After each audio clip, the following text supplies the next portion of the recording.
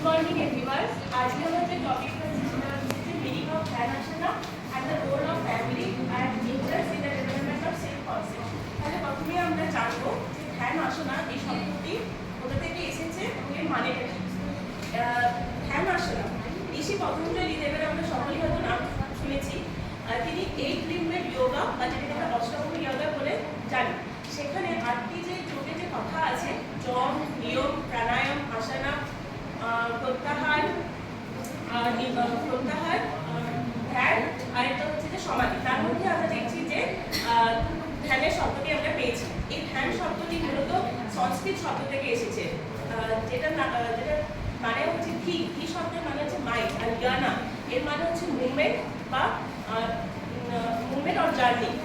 তো এটার মানে হচ্ছে যে কোনো ব্যক্তি তার মন যদি একটি নির্দিষ্ট বস্তুর উপর যদি স্থির থাকে তখন সেটি ধারণা থেকে ধ্যানে পরিণত হয়।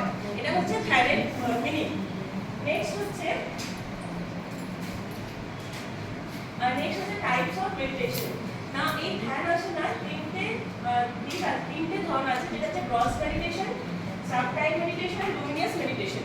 এই যে গ্রস মেডিটেশন, এটা উদাহরণ সহ বলি যে কোনো ব্যক্তি যদি মা দুর্গার সামনে হয়তো সে হয়তো কোনো ভাবছে কোনো বিষয় নিয়ে, তাহলে যে বিষয়টা নিয়ে ভাবছে সেটাকে তার যে গুণাবলী নিয়ে ভাবছে সেটাকে আমরা বলছি গ্রস মেডিটেশন। সাবটাইম মেডিটেশন মানে হচ্ছে যে শ্বাসের মাধ্যমে সে যদি ভাবে যে শক্তি সঞ্চয় করতাম সেটাকে আমরা বলছি সাবটাইম মেডিটেশন। আচ্ছা, লুমিনিয়াস মেডিটেশন অর্থাৎ যেটাকে আমরা জানি ত্রাটক, যেটাকে আমরা জানি যে একটা নির্দিষ্ট একটা আলোর দিকে যদি তাকিয়ে থাকা হয়, তীব্র আলোর দিকে, এবং সেখান থেকে ওই আলো থেকে যদি সে ভাবে যে তার মন আলোকিত হচ্ছে, সেটাকে আমরা এখানে বলছি লুমিনিয়াস মেডিটেশন। এরপর হচ্ছে অবজেক্টিভ কি আছে ধ্যান আসনা।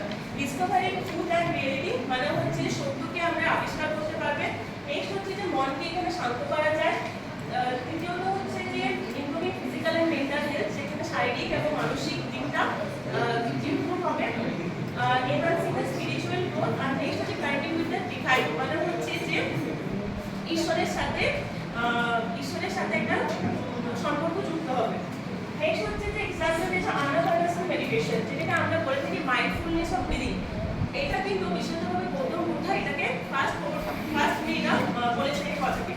এটা যেভাবে করা হয় যে তোমাকে কমফোর্টেবল একটা জায়গায় তোমাকে বসতে হবে, দেন তোমাকে চোখ বন্ধ করে সেই মানে শ্বাসের মাধ্যমে তোমাকে বুঝে নিতে হবে। যেমন বলাতে মানে আমি যখন ইনহেল করছি তখন আমি নিঃশ্বাসটা ইনহেল করছি তখন আমার বুঝতে হবে যে আমার অ্যাবডোমেনটা আমার উপরে দিকে যাচ্ছে।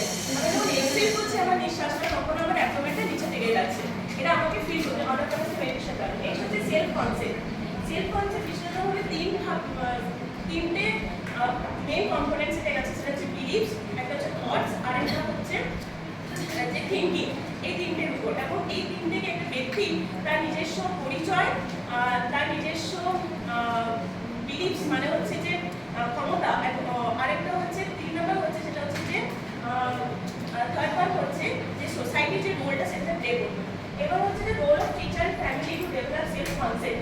ফার্স্ট ওয়ান হচ্ছে যে ফ্যামিলি কীভাবে সেলফ কনসেপ্টটা ডেভেলপ করবে। ফার্স্ট হচ্ছে ইমোশনাল সাপোর্ট। যেমন ধরা যায় যদি তার পরিবারের সদস্যরা যদি তাকে বলে তুমি এই কাজটা পারবে, তাহলে কিন্তু তার স্বধারণাটা তার কিন্তু পারবে। নেক্সট হচ্ছে কনক্লুশন। আমরা যেটা বলবো সেটা হচ্ছে যে ধ্যান আসনা এই শব্দটি আমরা জানলাম যে এই শব্দ হচ্ছে মাইন্ড, আর আসনা শব্দের যেটা মানে হচ্ছে সেটা হচ্ছে যে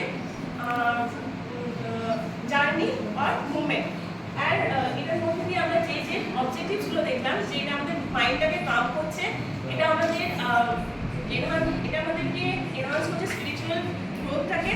আর এছাড়াও আমাদের যেটা লাস্ট যেটা পয়েন্ট দেখলাম যে role of teachers and family in the development of self concept, সেখানে একাডেমিক একটা সাপোর্ট করছে, আমাদের টিচার্সের রোল প্লে করে, তারা আমাদেরকে কমিউনিকেশনে হেল্প করছে, পজিটিভ রিইনফোর্সমেন্ট করছে। আর ফ্যামিলি থেকে যদি বলি তাহলে সেখানে হচ্ছে যে